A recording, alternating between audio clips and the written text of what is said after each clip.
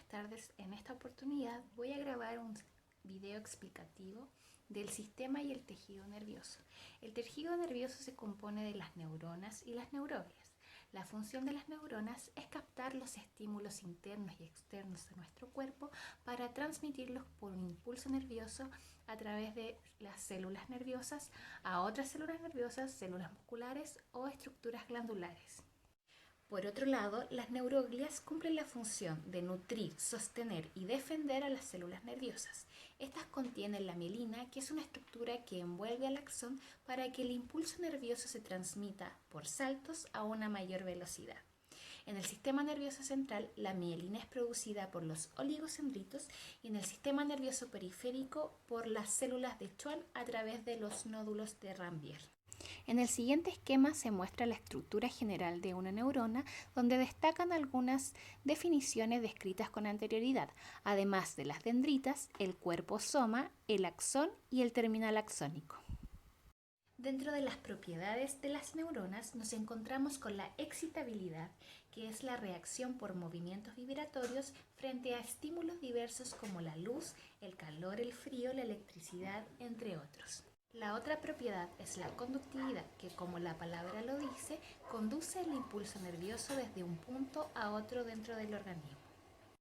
En la conductividad existen dos tipos de dirección, la aferente, donde interactúan las neuronas sensitivas o receptoras. Aquí se transmite el impulso nervioso desde los receptores u órganos sensoriales hacia el sistema nervioso central. La otra dirección es del nervio eferente, donde interactúan las neuronas o neurofibras. Aquí el impulso nervioso es transmitido fuera del sistema nervioso central hacia efectores como los músculos o glándulas.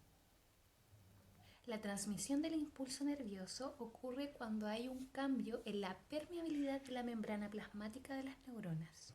Y el potencial de acción se le llama cuando hay un cambio de polaridad al interior de esta membrana, cuando pasa de negativo a positivo y de positivo nuevamente a negativo. Este potencial de acción es regulado por la bomba de sodio-potasio. Cuando ingresan 3 iones de sodio al interior de la membrana por el intercambio de 2 iones de potasio al exterior de la membrana, se dice que la neurona está en reposo. Existe una despolarización de la membrana cuando el ingreso de los iones de sodio es mayor a la salida de los iones de potasio. Luego vuelve a actuar la bomba de sodio-potasio para equilibrar el gradiente de concentración, regulando el exceso de los iones de sodio y aumentando la salida de los iones de potasio. A este proceso se le llama hiperpolarización. Después se vuelven a activar los canales de sodio con la bomba sodio-potasio para repolarizar la neurona, es decir, cambiar la polaridad a negativo al interior de la membrana y volver al estado de reposo o potencial de reposo. La sinapsis es la unión funcional interneuronal de neurona a neurona o neuromuscular de neurona a fibra muscular. Para esta transmisión del impulso existe una neurona presináptica o transmisora y una postsináptica o receptora, existiendo una separación de 20 nanómetros que se llama hendidura sináptica. La sinapsis comienza cuando ingresan iones de calcio al interior de la membrana, generando reacciones químicas.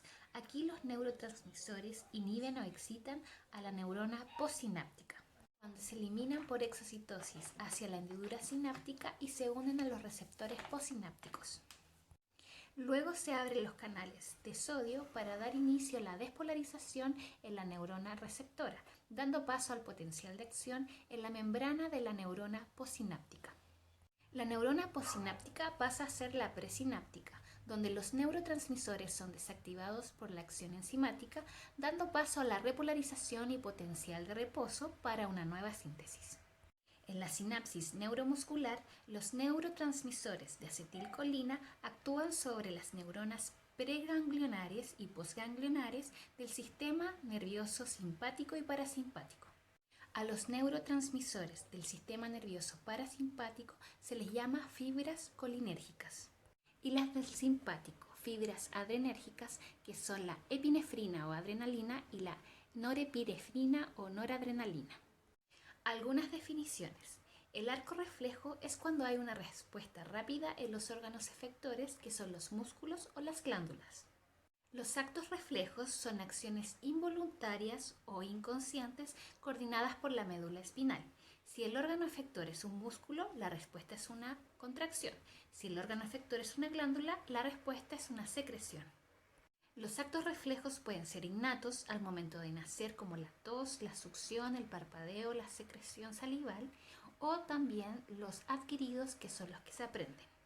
Por último, los actos voluntarios son de forma consciente. Dependen de la voluntad del individuo, son dirigidos por el cerebro y son propios del sistema nervioso periférico en la corteza cerebral. Como se dijo antes, las células de la glía o neuroglias son las que sostienen y nutren el tejido nervioso.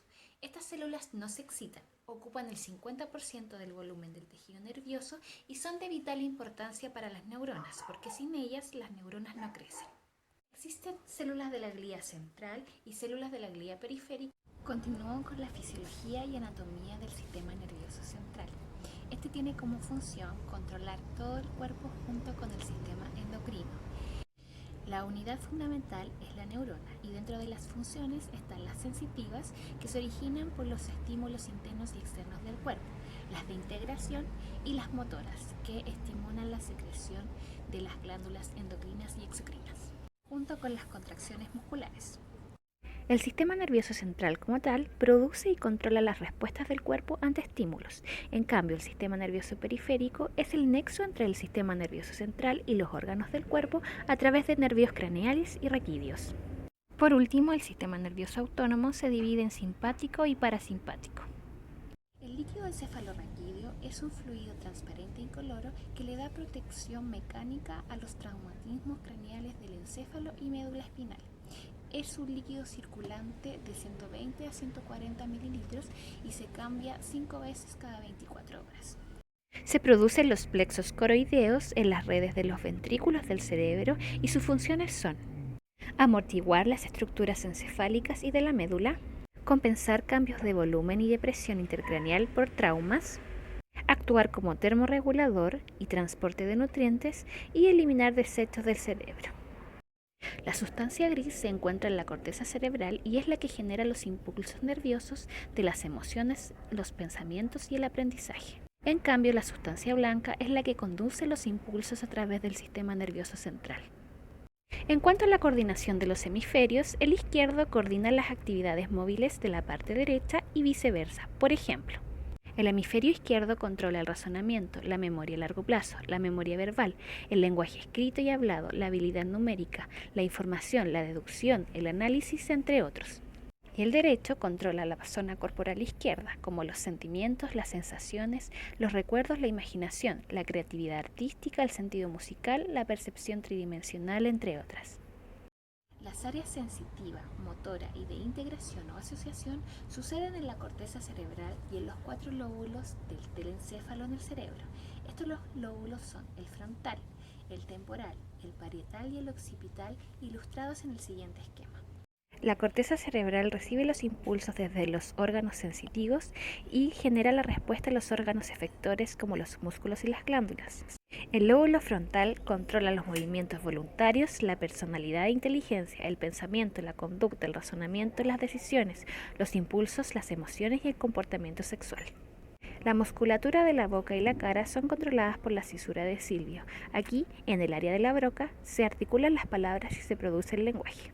Las extremidades inferiores están controladas por la cisura de Rolando, que se encuentra entre los lóbulos frontal y parietal.